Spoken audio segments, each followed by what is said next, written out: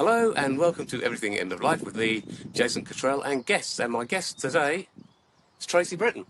Hi everybody. There you go, hello. So Tracy, we've known each other for an age now, it seems. And I'm just going to say that we did do this recording once already, but it was just too much background noise. So we're in the beautiful countryside. And what's the name of this allotment? This is Earl's Cone allotments on Essex Airfield. Yeah, and we're surrounded by occasional plane noises, birds, scarecrows, what do they call them? The pigeon bangers. Pigeon bangers, keep the things up, which is amazing. So, I'm not going to link to, there's a bit of a rickety bench, so we're going to go with that. So, how did we get to know each other? Can you remember? Of course we can remember. These are the dementia pills are kicking in. I know. Yeah. So Mum has been really poorly, and we've managed to get her home from hospital. Yeah. And we called the hospice to help us, St Helena. Yeah. And they were just our godsend. And one of the days you walked in. I walked in and said, hello. And I think my mum just loved you straight away. I think she actually put her arms out like this. She is, actually, yeah. Yes. I recall it. And I don't know, it's, I think it's the voice. Maybe it's the voice. It's and the unexpected, when you say expecting the carers to come around, you generally expect two ladies to turn up in nice dresses. Yeah, exactly, maybe. I think, I don't even know if she was... I think she got to the point that she didn't even care anymore. But she'd blocked out the awful hospital experience. And she was in our own hive, and you just really helped us because we'd been doing a lot of caring in hospital. Luckily, I've got a bit of experience, so we were doing that, and it just took so much pressure off us. We used to find that a lot, actually. And we're having a little... This was the virtual ward that used to, St Helena used to have. It has the same sort of thing, but it's a different sort of department now. So our department's no longer there. But it was called the virtual ward, and we used to go out into people's homes just to explain first thing in the morning to help them get up and get started in the day, and then last thing at night to help them either into bed or wash down and that kind of stuff. And the 24-hour care, the single point. Oh, that was amazing because it was all new to us. And single point's still there. That's brilliant. That's an amazing thing. And what a great idea! Instead of trying to phone up a GP, a pharmacist, or whatever, you can phone single point and they'll try and sort it out for you. I think we used to ring up and go, "We've waited and we're not really sure and we don't know if it's serious enough. We don't want to disturb you." And they were just amazing. They were like, "Don't ever think like that," and they'd send people out. Yeah, really good. Yeah, they are. They're an amazing crew. So your mum was in hospital. That wasn't the best of experiences. I mean, people have different experiences. I know a lot of people want to, if they're going to die, they want to die in hospital because they feel secure amongst all that medical stuff. And some people just don't. Well, it was unfortunate. The whole ward had been shut down because of COVID. It was one point my sister was sneaking in, and it was a nightmare. There was no staff at all. So we were changing the beds, we were washing Mum, we were just on it. And luckily, well, not luckily, but I knew the hospital really well and had lots of links. So we were calling in other people from other departments to help us. It was difficult when they actually shut the whole wall down and we couldn't get to her. Yeah. That was when it was just, she went downhill. And at that point we didn't even know it was cancer because they hadn't discovered. She'd gone in there because she was being really sick. Yeah. And the breast cancer had spread, but there was no tumour. It had sort of spread to like an inflammatory. Right. So nobody had actually said to us, "This is the cancer that's spread." No obvious diagnosis. No, we were saying, "Are you sure it's not the cancer? We think it could be." And they're like, "No, we don't know." And departments crossing. Yeah. And that was really, really difficult. But we'd actually said, "Mum, look, this could be a complication." Yeah. But that was the difficult thing. We didn't actually know. So, but by the time she came out of hospital, how long do you think she'd kind of got before she got home and before she died? Well, she went into hospital for a month. And she'd come back from holiday and was violently sick, and they'd taken her in and said, "Oh, it's it's just something, you know, that's blocking her, her stomach valve, and did all the tests, couldn't find out. And then she caught COVID. I'd actually jetted away on a retreat that I'd had booked for my 50th. Yeah. And she's got, no, go, you've got to go. And I filmed her when I was at the P's and watched the sunset and all that. And then while I was away, that's when it all kicked off. She went downhill, the hospital went downhill. You must have felt really bad about it. It was awful. Yeah. It was awful. I was at this beautiful yoga retreat and I couldn't get home. It was only like 5 days, but I couldn't get home because it was in the mountains. Right. And so I was literally spent the whole of retreat on the phone to different doctors and very stressful. So actually it was lucky I was there, but we couldn't get to the hospital either because they'd locked down the ward. So my sister actually had to deal with it a lot on her own, and my brother had come up and... I just say your sister's amazing as well, isn't she? I mean, she's so lucky to have her. You know. I'm so grateful for my brother and sister. Yeah, I mean, they just really stepped in and helped and... Yeah, it brought us back. Yeah. It brought us back together. So she got Mum home the day that I flew back. Yeah. So I flew back. We raced from the airport straight there. Mum had just got home in the bed, and we had all the family. My aunts had come up, my cousins, everyone had mucked in. So full house. The neighbours had got a profiling bed sorted. She had links to care. Yeah. I mean, it was amazing. And Mum was sitting there. And I ran through the door. It was like something you see on the telly, and she had her arms out, and everyone was around her crying. Everyone cries, and I got there to see her because we didn't know. We just didn't know. And she lasted another 10 days. Yeah. And we all moved in, my brother and my sister and my cousin. It was a busy house when we got there. It was crazy, wasn't it? It was a busy house, yeah. Yeah, we actually moved in. It was like being kids again.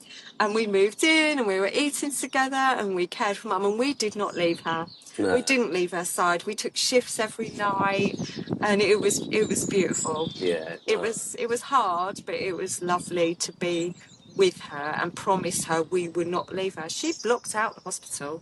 Yeah, she kind of just forgot that happened. Yeah. And that was gone. But yeah, I mean, my kids came and helped everyone. Just when I met her, she was such a very positive.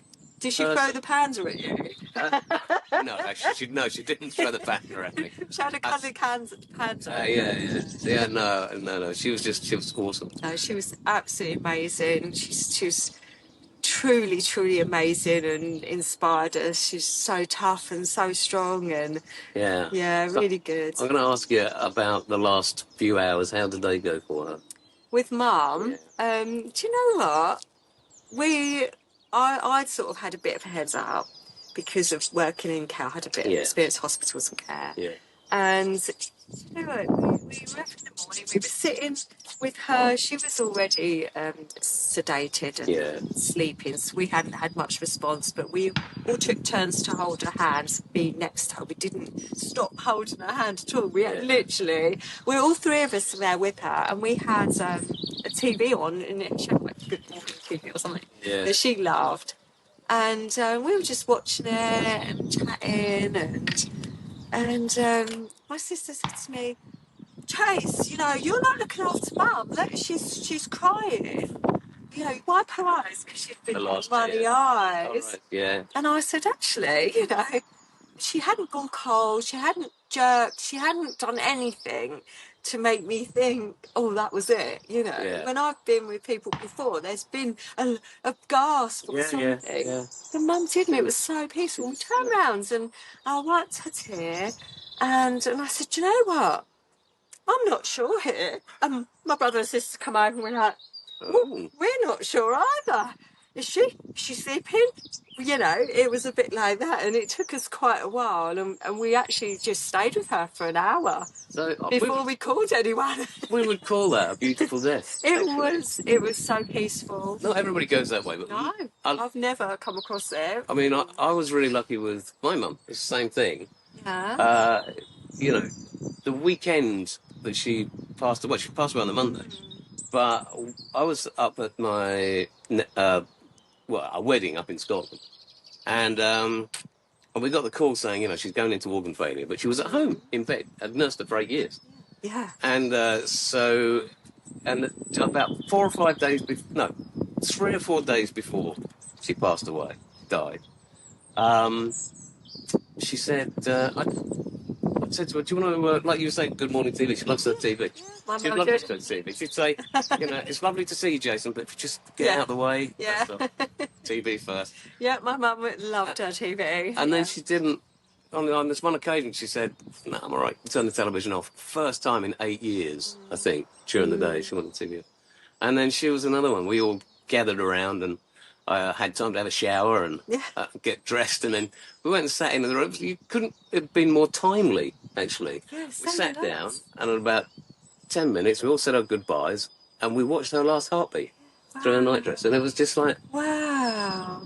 okay, I think that's it then. And we all just sat there, and as you say, it was quiet. It'd be similar to us. Yeah. Are you sure? Yeah, She because not- I was looking at her heartbeat and going, that stopped. Yeah. I'm pretty sure that stopped. Is it coming back? So yeah, so that was a trick, and of course, then the emotions all come at you, in waves later. Well, that's what I felt. Yeah, well, we were a bit like, oh, what do we do? What do we do now? Yeah. You know, and we just needed her with us for a while, so we actually just tea and I think that's really record, but we just had no rush, It is really important that people don't get a panic on. we didn't Oh, panic. they died. What do we do now? So it was just like she was Nothing. asleep. Yeah, It just was lovely, and then when they did come to get her, it was quite a few hours later. They let me help package her up. Yeah. No, package her up. Package But her up. I Last rites. lifted her in, and we wrapped her, and it was because I'd said, I'm not going to leave you. I promise I'm not going to leave you. And I was so grateful that they let me do that. Yeah. And then I actually went and got her ready and dressed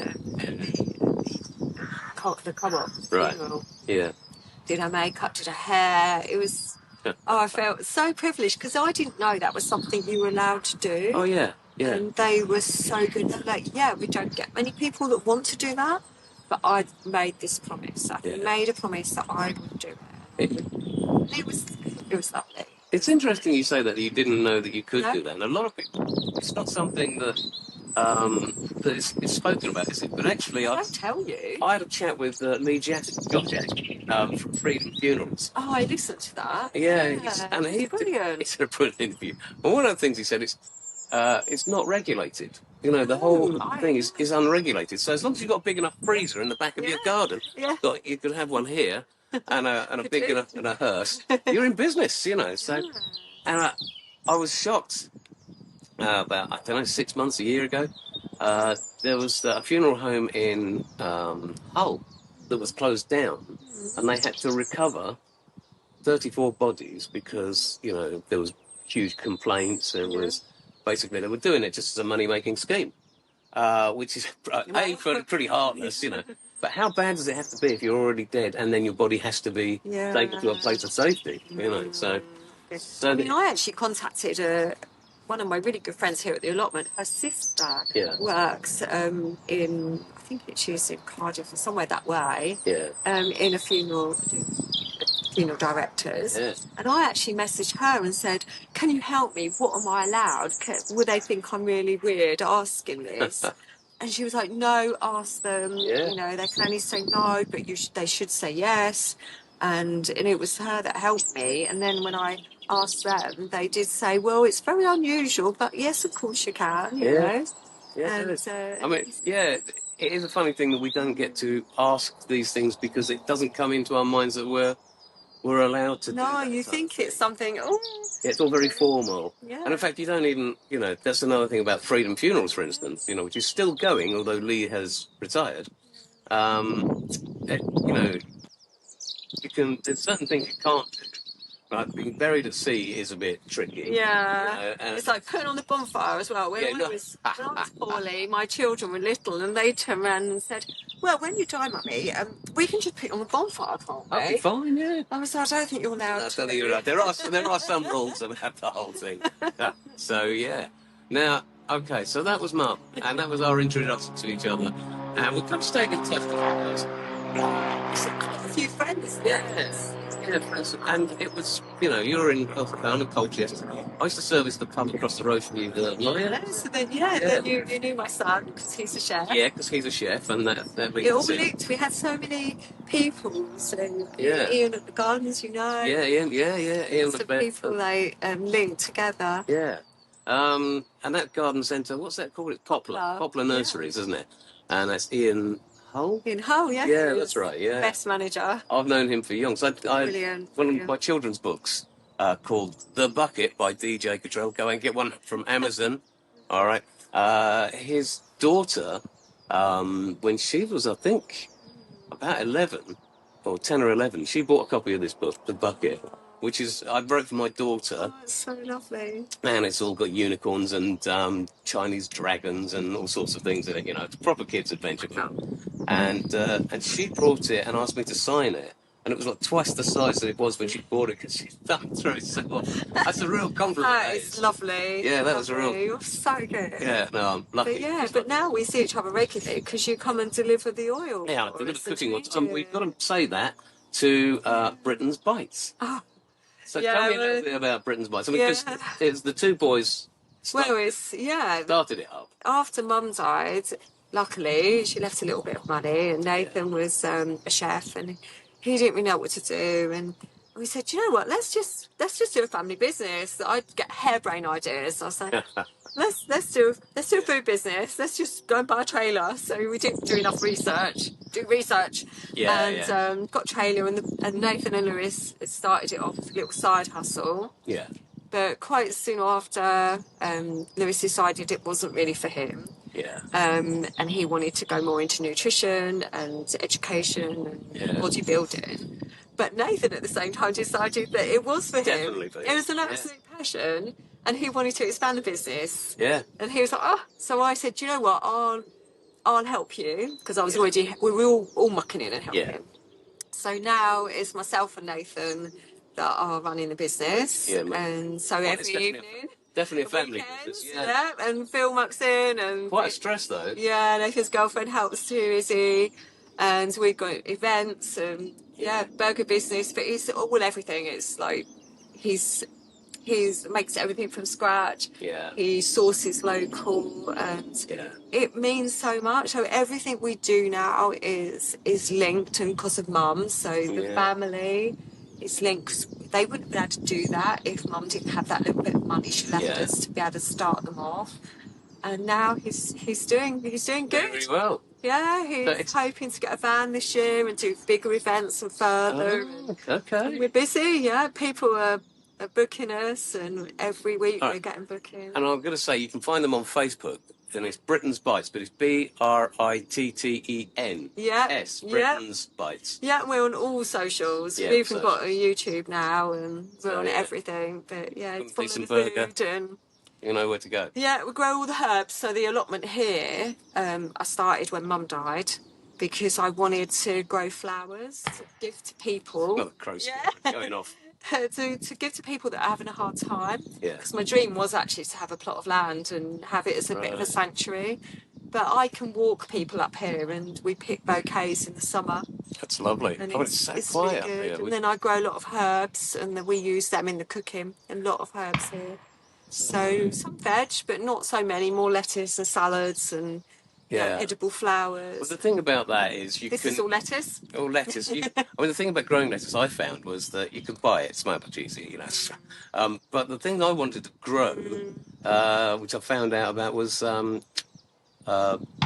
spaghetti squashes. Yeah? Now, this is a strange thing, but it's just like a normal squash. But when you bake it, it goes stringy on the inside. Doesn't it? Yeah. You can use it literally like spaghetti. And squashes are great to grow up here. Squashes, courgettes, pumpkins, everything. As I'm a great lover of cooking, one of those little things about squashes that if you don't know, it's a great tip, is you don't have to peel the damn things. You just put them in the oven. Yeah, bit of oil, bit of salt on the top. Once you've had them, give them a wash, and you can eat the skin. So, for years, I was trying to peel them. And then some said you don't have to do that. I mean, I've been a gardener for years now, Yeah. And I had allotments when the children were really little. Yeah. And then just grew amongst my flower beds in the garden. We've got quite a big garden. Yeah. But yeah, I just needed this sanctuary, and I realised so many other people need it. Yeah. So Well, one day I'll get my plot of land and have my little sanctuary with people. That'd be good. With some food. I mean, you'd make such a great therapist, just doing this. Well, I used to be a Yeah. therapist, so I've had that background anyway. Before I got sick, I was a therapist. Yeah. So, Okay, what a brilliant segue into you. And the fact that you've had your own troubles.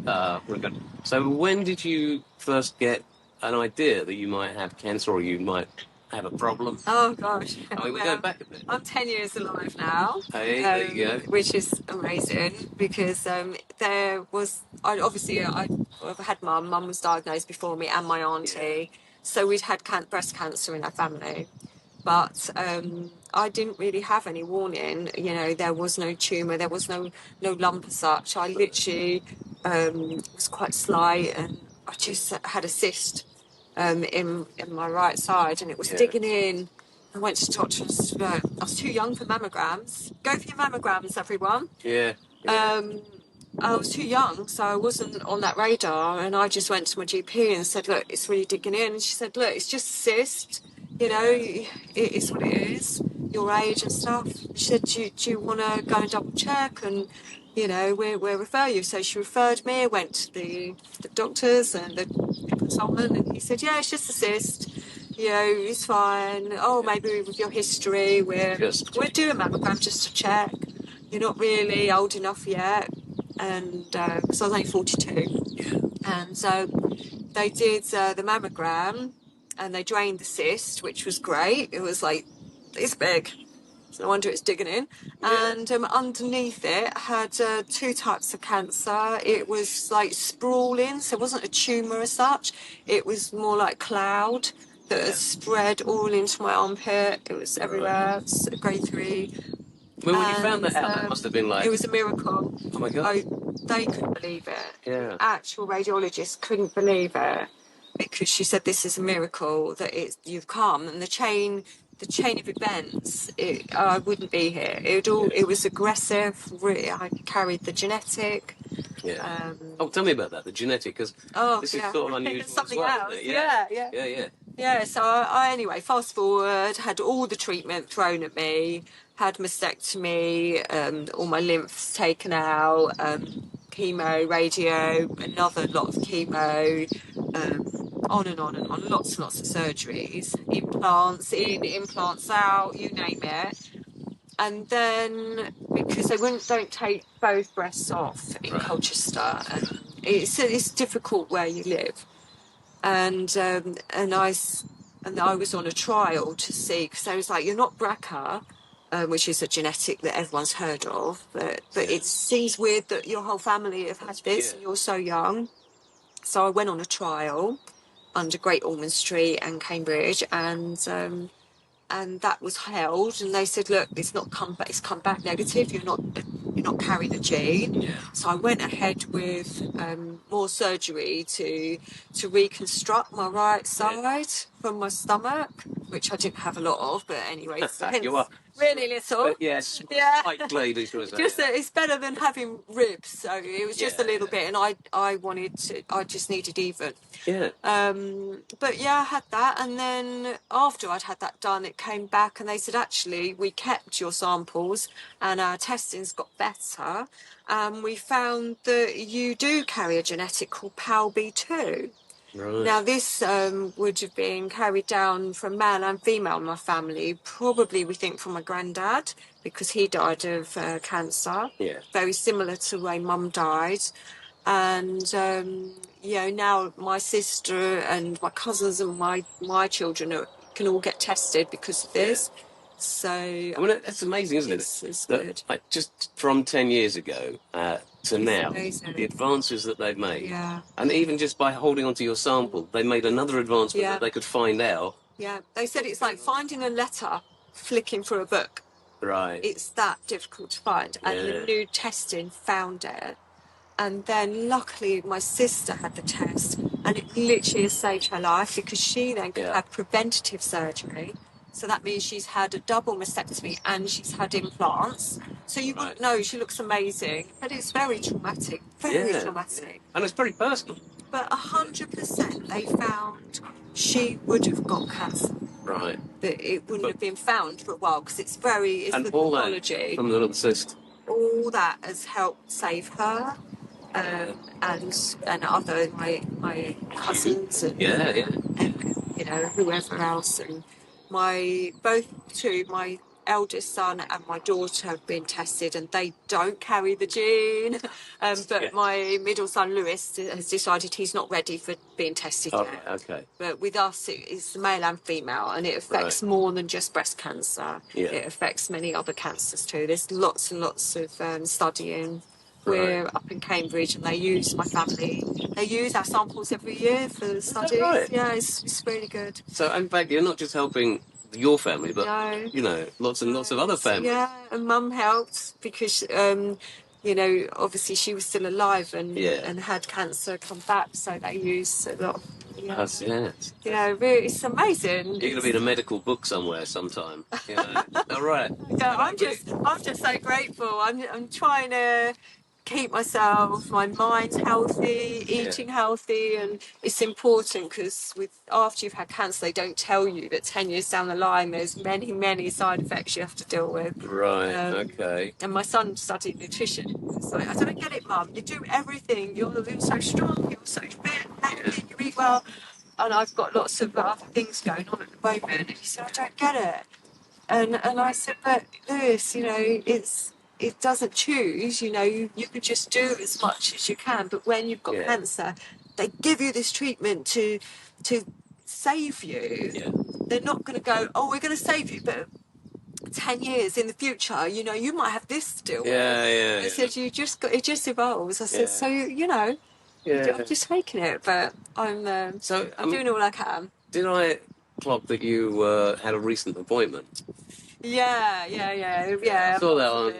Yeah, so I've unfortunately they've accidentally doing other tests. They found another tumour in my stomach. Okay. But the good news is that it's not spread to tissues around. Okay. It's not spread anywhere in my body, and it's not related to breast cancer, which hooray is really good. So it's something completely different. Yeah, but they're going to monitor me. Because it's small. If it's less than 2 centimetres, they try to monitor because they want to see what it's doing. Which to me, in cancer world, that's good for me. I'd rather be on their radar. Yeah, definitely. And but I was having tests because I've got osteoporosis, which is to do with bones. And it's bumblebee. Sorry, the first bumblebees are emerging. It's great to see them. And I've got that I'm dealing with, and then I've got very high cholesterol, and it's all caused from my medication to keep the cancer away. So I've got to take that medication, and it's but I do a lot of training and exercise to keep my muscles strong. Swimming. Lots of swimming with weights, digging, gardening, gym work, everything. But you can only do what you can do. And I try and help other people, and they say, what are you doing? I'm like, look, I try and eat organic. And you know, eat like 80 to 20%, so I eat like 20% meat. Try and have that balance, but it's doing everything. You've got to keep your mind good too. It's interesting about the organic thing. I just heard on the radio, I think it was today or yesterday, that somewhere like in Finland or Norway, it's about 80% of stuff is organic. I'm so lucky. And here, it's about 1.5%. As organic. It's so expensive as well. Yeah. And it's like the cooking. It's educating people to cook seasonally.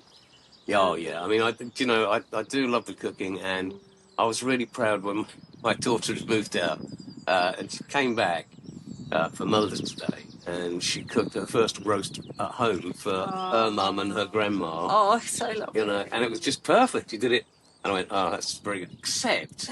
Except for the cauliflower cheese. No. No, I taught her to make a roux, and it's really easy to make a roux. 40 grams of butter, 40 grams of flour, 140 grams of milk. Cook the butter and the flour, cook it off, and then just gradually add the milk, and then chuck loads of cheese in Yeah. to taste, and that's fine. And what she did was just chucked it all in a saucepan, stirred it, and it And came it out just the all- gloop. Oh, But did she she's save it? oh well, she Did kind of she brought call it you? back. Come save it. We ate it. We did Oh, eat it's it, so that's amazing. all right. I was lucky. I find Mother's Day, and like a lot of people, find that days like that really difficult. Yeah. But and we're not big celebration family either. I'm just in the moment, and I just want to spend time with them. Yeah. But do you know what? This year, my kids pulled it out of the bag. Really? Tell me. I got flowers. They feel like so they all spent time cooking. So I think Lewis did lunchtime, and then so Lewis and his girlfriend Millie cooked. Then Nathan and his girlfriend Izzy cooked a lovely roast dinner later on. We had lovely walk. Freya bought a huge bunch of flowers and balloons, got presents. I was proper spoiled. Spoiled, yeah. I was like blown away. Do they know something you don't? Oh, yeah. Well, I do wonder. And on top of that, because with helping Nathan with the business, Yeah. we're all like, he can't pay us yet. Yeah. When you find something you don't mind not getting paid for, you know you're passionate about it. Yeah. And he bought me a pair of trainers to say thank you. So Something to stand up in the trailer. Well, Something to wear there. oh, so grateful. I do a lot of walking. Yeah. Quite often I'm walking 20, 30,000 steps a day. So with gardening, because we do maintenance gardening. It's difficult for you to sit still and do the interview. Oh God, yeah. Lots of mowing for us. But... One little hint, just so you know. Yeah. It's wild garlic flower time of year. Brilliant. And don't worry, I've got some in my garden. I was going to say, you can pick all the flowers. Yeah, Did you know that? it's all edible. Oh, Yeah, it's just... You can chop it like it's a chive and make pesto. And yeah, we do. I've just made pesto. But with the flowers, we picked sweet pickle. Jules Cooking. I'm giving Jules Cooking a plug on the internet. And he does this little recipe of how to pick wild garlic flowers. And it's brilliant because you need about 4 or 5 of them. And they burst with flavour. It's just awesome. And I do a beetroot and balsamic gel. Love it. And I just put the flowers around there. Beetroot's so good for you. Yeah, I know. I actually did a test. So when I was really sick in hospital, my blood, so I was neutropenic, I had sepsis, I was like so sick. I was in shut in a bubble, no one could come in. Yeah. And the hospital food is difficult. Oh. And at the time, my husband and family were bringing in, I said, get me beetroot and spinach and kale, I need it. And they're like, what? I was like, I need it. I need it for my blood. And literally, they were testing my bloods every single day. And I was drinking the beetroot. Phil had made beetroot lollies, ice lollies, because I couldn't swallow. I couldn't eat because I had all infections. Yeah. And so he had lollies I could lick, and so beetroot, spinach, tomatoes, all that sort of thing. I was having tomato soup with all the spinach in it, and young kale. And they tested my blood, and they were coming in going, what are you eating? And I was like, oh, they were bringing in all this food. And I said, well, I can't get this as hospital food. I said, but I need to get the nutrition in. Of course. And they couldn't believe my blood's rocketed. It repaired so quickly, and my oncologist was like, what are you doing? I think this is truly amazing. I said, I'm feeding my body for what it needs, and it is underrated. No, it's really underrated. It works. And you talk to any dietitian, I reckon, and they say they're probably quite disappointed that food is not seen as part of medicine. It needs. I literally did this experimental day. Yeah, we're just by the airfield. I experimented when I was very sick with low foods, and it's so good for me because my kids were young when I got sick. But now seeing Lewis, obviously Nathan's cooking, but Lewis is going into the nutrition. Yes, really heavy, and he's so interested, and he's like, Mum, can't believe you've been doing this for years. I said, yes, I've been trying to get people to listen, but it's hard. Life is hard. Life gets busy, and even I have the odd chocolate croissant. A purist though I am, I'll still take the kids to McDonald's just because. It's all about balance. Yeah, but you just do what you can do and grow what you can, and I will grow what I can here. I'm no way self-sufficient because it's just not big enough. And No, but yeah, but one day maybe. you never know. You never know. Well, Maybe listen, someone will donate me a big plot of land. big plot of land this way, please. Okay. Just need an acre, please. Yeah. Yeah, and there are people out there with lots of unused land. I've noticed. You know, I've tried local, but it's very hard to get small off-cuts. Yeah, it's very difficult. Well, if anybody is out there, you know, get in touch with me. Don't want. What's it? So, also, what I will say is that you can get hold of Britain's Bites on social media. You can also see clips of this little video, probably when I put it out, on all sorts of different videos. But always leave comments if you can, because we're happy to share all sorts of things. And we'll reshare it for you on our business site. Yeah. So we've got quite a few between us now. Yeah. So that's brilliant. That's brilliant. I just think it's amazing what you're doing. You're helping so many people. Oh, I just can't stop talking. You know what I'm like. I can't stop talking either. No, that's fair enough. Fair enough. So listen, it's been great chatting again, and let's hope we got this recording down this time properly. If not, we'll just meet again. Yeah, only this time I'll cook, and I'll bring food. You know, we'll have. Well, actually, if you time it right, we'll be able to cook at the allotment with some produce. Everything that you grow. Yeah, that would be awesome, wouldn't it? Okay, listen, I've grabbed a quick hug. Hey. Oh, take care, Jace. Thanks for everything. No, my absolute pleasure. Let's go.